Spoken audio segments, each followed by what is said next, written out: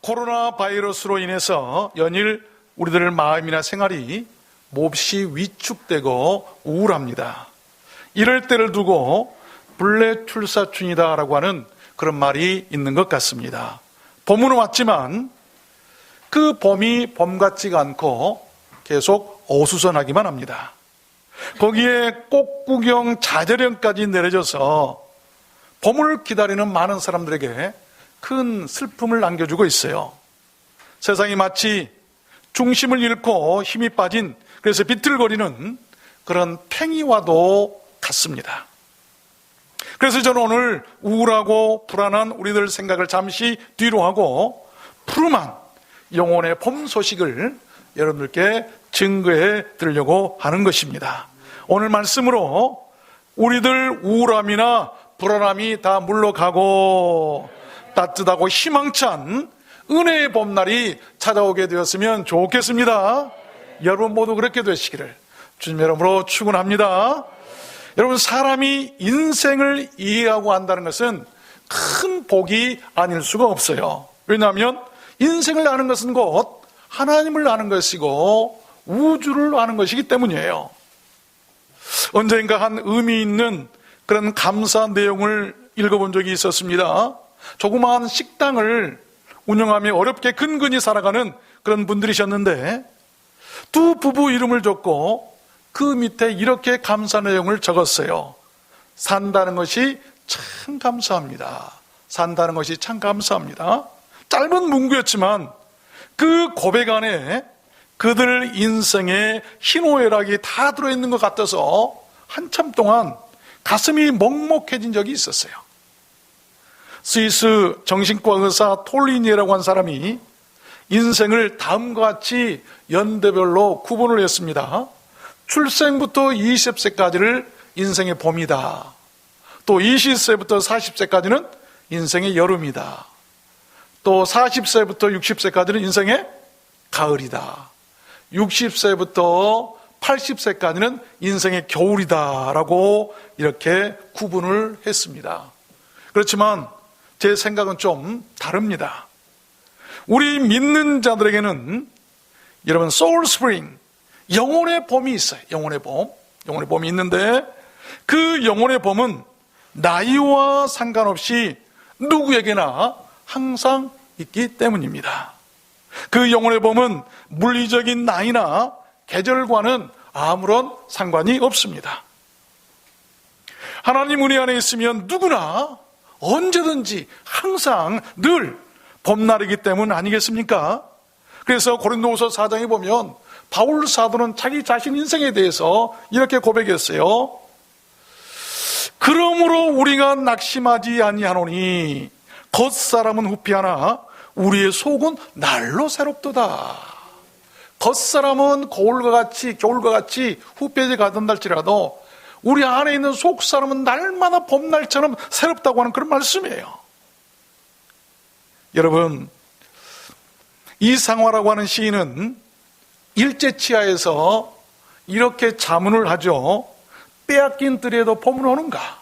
빼앗긴 들에도 봄은 오는가? 여러분, 옵니다. 봄은 가난한 자의 땅에도 오는 것이고 아프고 슬픈 자의 땅에도 오고 꽁꽁 얼어붙은 동토의 땅에도 오고 메마르고 오래된 고목나무 가지에도 봄은 오는 것이고 코로나 바이러스로 오염된 공포와 두려움의 땅에도 봄은 오는 줄로 믿습니다. 봄은 오는 거예요.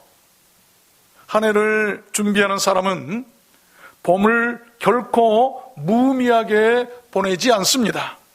씨앗이나 모종을 들고 밭으로 나가죠. 무엇을 심든지 심는 대로 여러 배를 거두는 것을 알기 때문 아니겠습니까? 우리 인생 그 영혼의 봄도 마찬가지인 것입니다. 성경은 말씀합니다. 예레미야 31장에 보면 심는 자가 심고 그 가시를 먹으리라. 과실을 먹을 자는 심는 자가 먹는 거예요.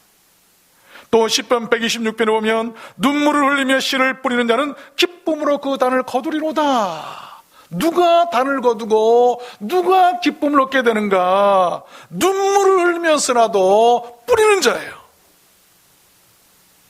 여러분 인생의 찬란한 영혼의 봄이 여러분 가운데 꼭 함께 하시기를 주님의 이름으로 축원합니다.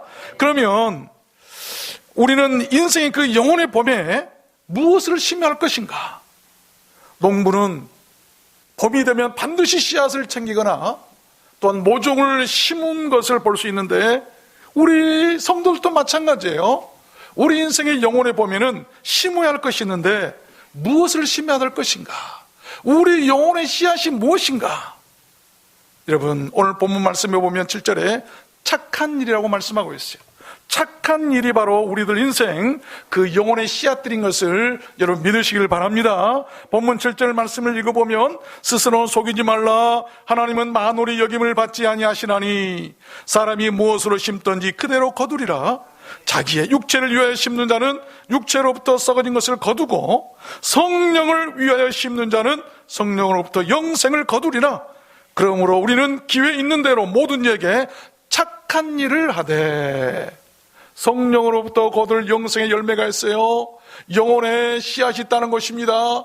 그 열매를 거두기 위해서, 영생의 열매를 거두기 위해서 착한 일을 하라고 지금 말씀하고 있는 거예요. 우리들 인생 그 영혼의 봄에는 성령으로 거둘 그 영생을 위해서 그렇게 착한 일을 심어야 할 줄로 믿습니다. 그러면 여러분, 무엇이 착한 일일까요? 무엇이 착한 일일까요? 마태복음 5장에 보니까 주님께서 이렇게 말씀하셨죠. 이같이 너희 빛을 사람 앞에 비치게 하여 저희로 너희 착한 행실을 보고 하늘에 계신 너희 아버지께 영생을 돌리게 하라. 무엇이 착한 일입니까? 사람 앞에 빛을 비추게 하라. 어떤 사람은 사람 앞에 있는 빛도 꺼버리고 어둡게 한 사람이 있는가 하면, 정말로 하나님께서 사랑하시는 그런 착한 일을 하는 사람은 어둠의 길 가운데서 방황하고 힘들어하는 사람들 앞에 빛을 비춰서 그들의 길을 인도하는 것이다라고 말씀하고 있는 것입니다. 사람 앞에 빛을 비추는 것, 여러분, 그것이 영생을 거둘 착한 일이에요. 그것이 바로 우리들 영혼의 씨앗이라는 것입니다. 폴이라고 하는 한 회사원이 뉴욕에서 중요한 미팅을 마치고 팀 동료들과 함께 이 비행기를 타기 위해서 공항에 가려고 택시를 기다리고 있었어요. 금요일 저녁이라 아주 택시 잡기가 힘들었는데 때마침 기적처럼 택시 한 대가 그들 앞에 다가왔어요. 그래서 동료들이 쏜살같이 달려가서 그 택시를 잡았습니다. 그런데 문제가 생겼어요. 택시를 잡으러 빨리 달리다 보니까 길거리 노점상에 그 야채 과일 박스를 그냥 걷어차버리고 말았어요. 과일과 야채가 길거리에 쏟아져서 나뒹굴기 시작했습니다. 일행 중 그 누구도 개의치 않고 택시 타기에 급급해서 그냥 두고 다 택시에 올라탔어요. 그런데 그 폴이라고 하는 청년은 그 택시를 그들과 함께 같이 탈 수가 없었습니다. 동료들이 막 외칩니다. 폴, 시간이 없어. 이 택시를 타지 않으면 비행기를 놓칠 수밖에 없어. 근데 폴은 그 택시를 안 탔어요. 탈 수가 없었어요. 신랑이 끝에 동료들이 탄 택시는 떠났고 폴은 홀로 남아서 노점상 그 할머니에게 다가갑니다. 그 할머니는 울고 있었어요. 자세히 보니까 앞을 보지 못하는 시각장애인이었어요. 그래서 폴은 울고 있는 할머니를 위로해드리고 땅바닥에 흩어진 그 야채와 과일들을 주워 담기 시작합니다. 다 담아놓은 다음에 정돈하고 폴은 지갑을 꺼내서 할머니의 손에 돈을 쥐어주면서 이렇게 말합니다. 할머니, 이 돈이면 손해보신 거 충분히 다 보상이 되고 해결이 될 것 같습니다.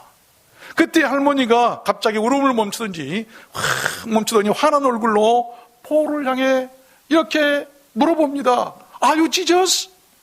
혹시 당신 주님이신가요? 이 말을 듣고 폴은 당황했어요. 할머니, 저는 예수님이 아닙니다. 그래서 그 시각장애 할머니가 다시 말합니다. 아닙니다. 당신은 분명 예수님이십니다. 아까 내 과일이 땅에 흩어졌을 때 나는 앞을 볼 수가 없어서 내가 도움을 청할 수 있는 분은 오직 예수님 뿐이셨습니다. 그래서 나는 예수님께 이렇게 기도했습니다. Jesus, please come to help me. 주님, 제발 좀 내게 오셔서 나 좀 도와주세요. 그랬더니 당신이 바로 와서 나를 도와주었습니다. You must be Jesus. 당신은 틀림없는 예수님이십니다.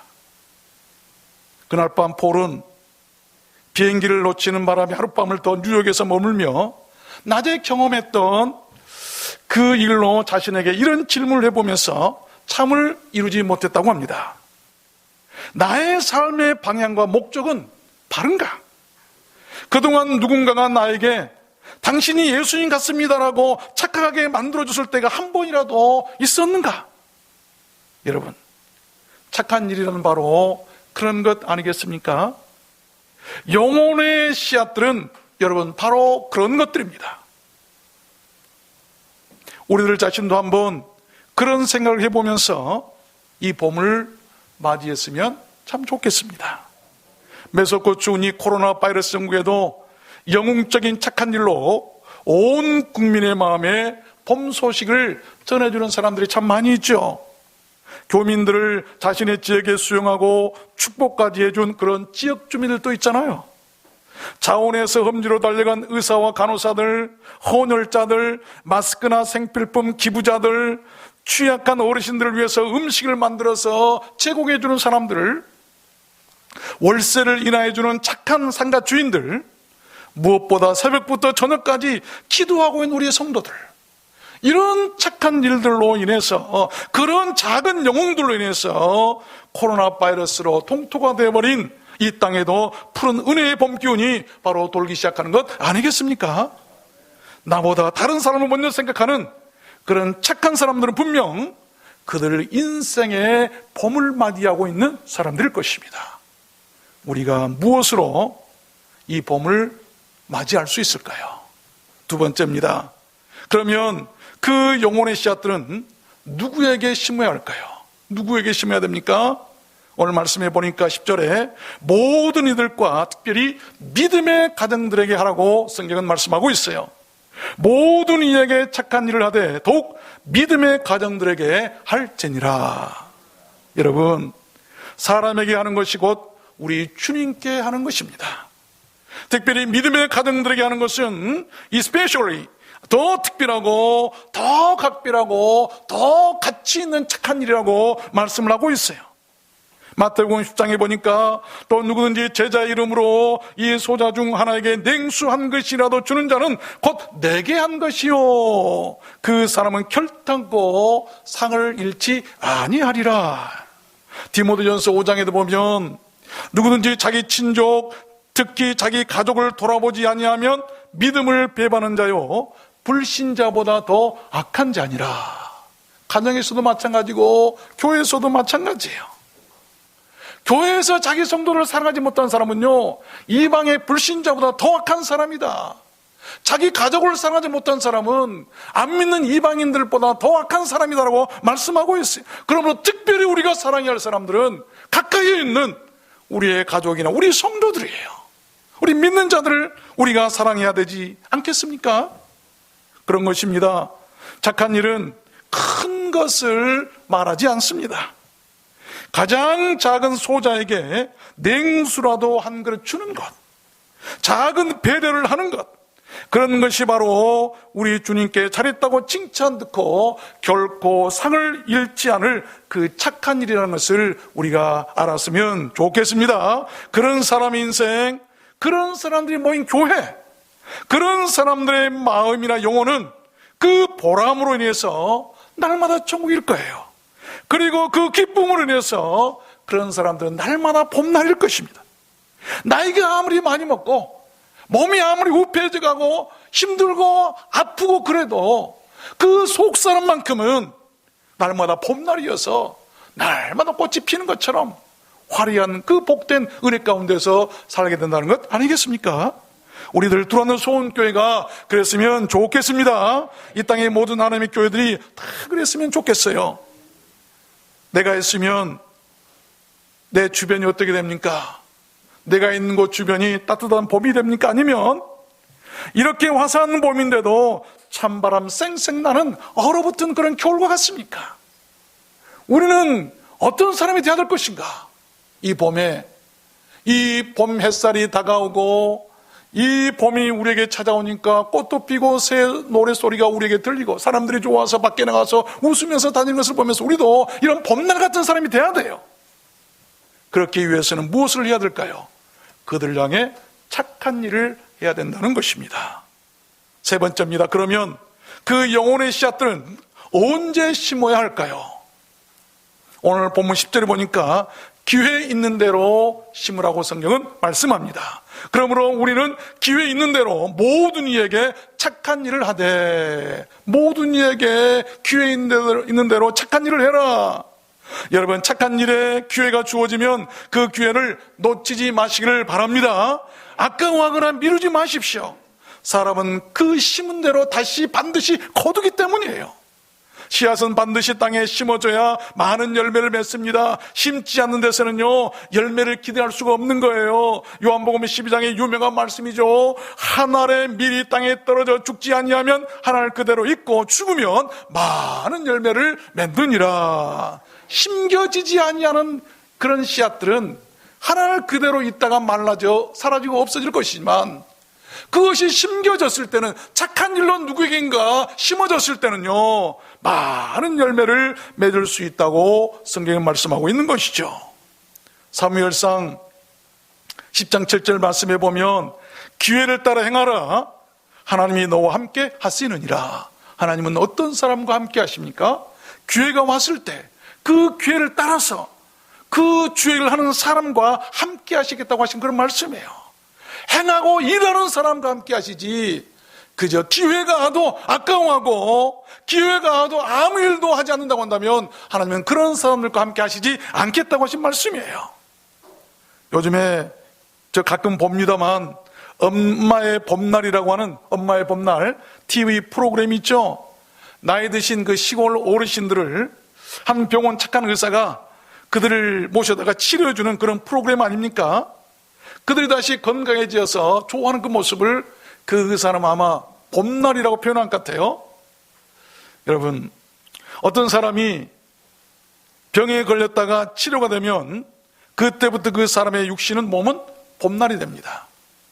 만약 어떤 사람이 자신의 죄를 깨닫고 예수를 영접하고 구원을 받아 참된 기쁨을 얻게 된다면 그 사람의 영혼은 그때부터 봄날일 것입니다. 우리 몸에도 봄날이 있지만 우리 영혼에도 봄날이 있다는 것입니다. 백세를 살아보니라고 한 책을 쓴 유명한 김영석 교수님 얘기를 제가 몇 번 한 것 같아요. 그분의 말에 의하면 100세에도 다시 인생의 봄을 맞게 되는 그런 기쁨과 희열이 있다고 하는 그런 말씀이에요. 어떤 기자가 물었답니다. 선생님의 삶에서 근본적인 변화를 일으킨 계기가 있다면 그것이 무엇입니까? 라고 물었을 때 그분이 이렇게 대답을 했답니다. 아마도 신을 믿게 되었다는 사실일 것입니다. 내 인생관, 내 가치관, 내 소유관을 뒤집어 놓았을 뿐 아니라 내 삶을 이끌어가고 있는 바탕이 바로 그 신이 계신 것 때문이었기 때문입니다. 그것을 알았기 때문에 자기는 그 신을 믿게 됐다고 하는 것이죠. 기자가 또 물었대요. 그러면 신의 존재에 혹시 의구심을 품어본 적이 있으십니까?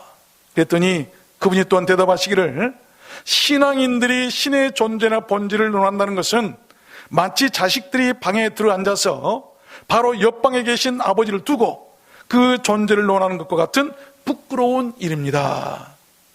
기자가 또 물었대요. 그러면 어떤 사람이 신을 믿을 수가 있습니까?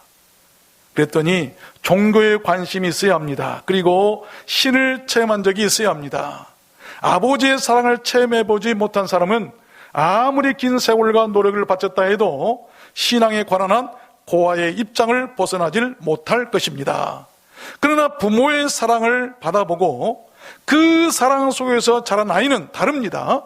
부모의 존재나 그 사랑을 알기에 그 사랑을 늘 회상함으로써 아버지가 누군가를 알게 되는 것입니다. 종교나 신앙이 바로 그런 것입니다. 그럼 참 지혜 있는 말씀이고 참 성경적이고 은혜로운 말씀이 아닐 수가 없어요. 여러분, 하나님의 사랑을 모르는 사람은 교회에서도 사랑이 없어요. 주변에 사랑을 베풀 줄도 모릅니다.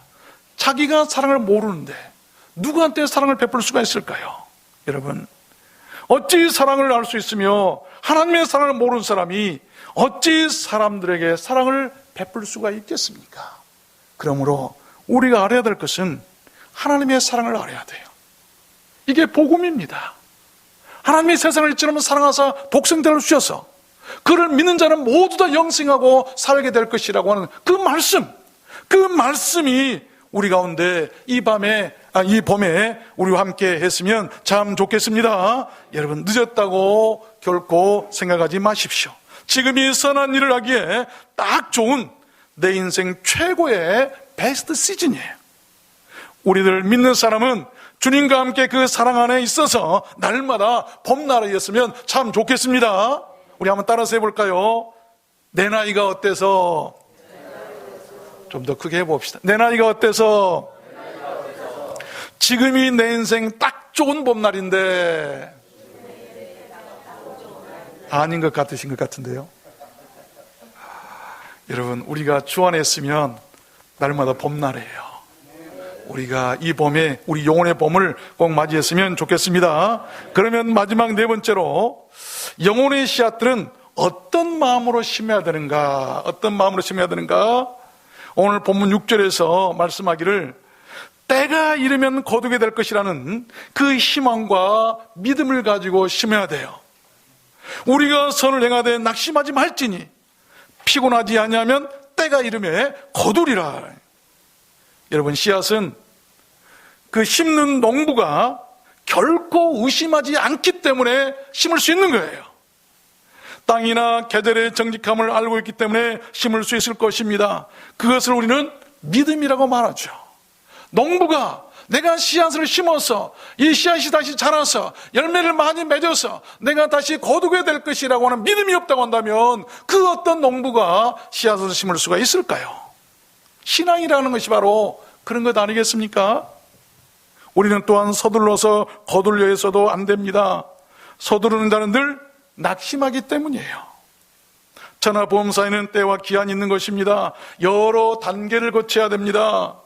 씨앗은 심을 때가 있고 자랄 때가 있고 꽃이 필 때가 있고요, 열매가 맺힐 때가 있고요, 그 열매가 익을 때가 있고 그것을 거둘 때가 있는 것입니다. 기한이 찰 때까지 기다리는 것은 씨를 뿌리고 거두는 농부의 매우 중요한 덕목이에요. 여러분, 때가 이를 때까지 농부는 결코 피곤치 않아야 된다고 오늘 성경은 말씀합니다. 지나친 근심이나 지나친 슬픔은 모든 것을 망칩니다. 아무리 힘들어도 너무 슬프거나 근심하지 마십시오. 그 이유를 성경은 이렇게 말씀하는데, 이사야 선지자는 이사야 17장 11절에서 네가 심는 날에 울타리를 두르고 아침에 너의 씨로 잘 발육하도록 하였으나 근심과 심한 슬픔의 날에 농작물이 없어지느니라. 여러분, 농부가 씨를 뿌렸어요. 울타리를 둘렀어요. 짐승들이 오지 못하도록. 하나님께서 씨로 잘 발육하도록 은혜를 주셔서 잘 자랐습니다. 그런데 정작 추수할 날에 가보니까 농작물이 다 사라지고 없는 거예요. 왜 그랬을까요? 근심과 심한 슬픔의 날. 우리가 무엇을 해놓고요, 근심하거나 너무 슬퍼하면 농작물이 다 사라진다고 하는 그런 말씀 아니겠습니까? 기뻐해야 됐죠. 기뻐해야 돼. 기뻐야만이 모든 씨앗들도 잘 자라는 것 아니겠습니까? 말씀을 맺겠습니다. 여러분, 이 끈질긴 코로나 바이러스 전국에도 봄은 어김없이 우리들 곁을 찾아왔습니다. 주님께서는 창가에 부딪히는 그런 따사로운 햇살로 우리 곁에 찾아오실 것입니다. 추위를 이기고 땅에서 올라오는 푸른 새싹으로 찾아오게 되실 줄로 믿습니다.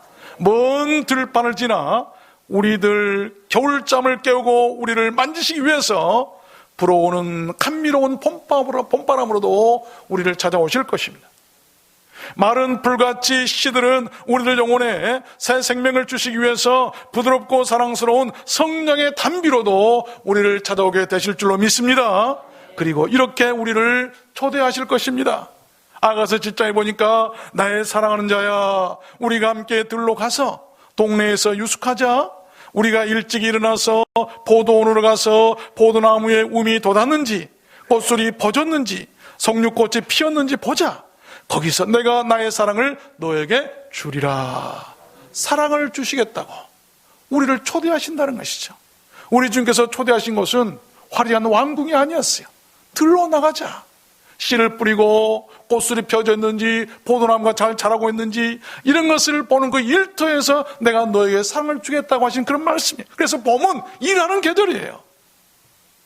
봄이 오면 들러 나가서 나무를 캐는 행복한 그런 사람들처럼 우리들도 모두 주님의 들러 나가서 주님의 그 사랑을 캐는 행복한 영혼의 봄날들을 다 맞이했으면 좋겠습니다. 바구니에 가득 찬 그런 향긋한 봄나무를 들처럼 우리 주님의 향긋한 사랑으로 가득 찬 그 행복한 봄 바구니를 안고 우리 주님과 함께 들길을 걷기도 하고 노래도 부르고 이 봄을 행복하게 시작했으면 참 좋겠습니다. 저는 이 봄에 여러분들께 이 말씀으로 축복하고 싶습니다. 아가서 2장 10절 말씀입니다. 나의 사랑하는 자가 내게 말하여 이르기를 나의 사랑 나의 어여쁜 자여 일어나서 함께 가자. 겨울도 지나고 비도 그쳤고 지면에도 꽃이 피고 새에 노래할 때가 이르렀는데 반구의 소리가 우리 땅에 들리는구나. 무화과 나무에는 푸른 열매가 익었고 포도나무는 꽃이 피어 향기를 토하는구나. 나의 사랑 나의 어여쁜 자야 일어나서 함께 가자. 우리에게 찾아오셔서 얘들아 이제는 신종 코로나 바이러스도 다 지나가고 다 그쳤다. 이제 일어나서 나와 함께 들러 가자.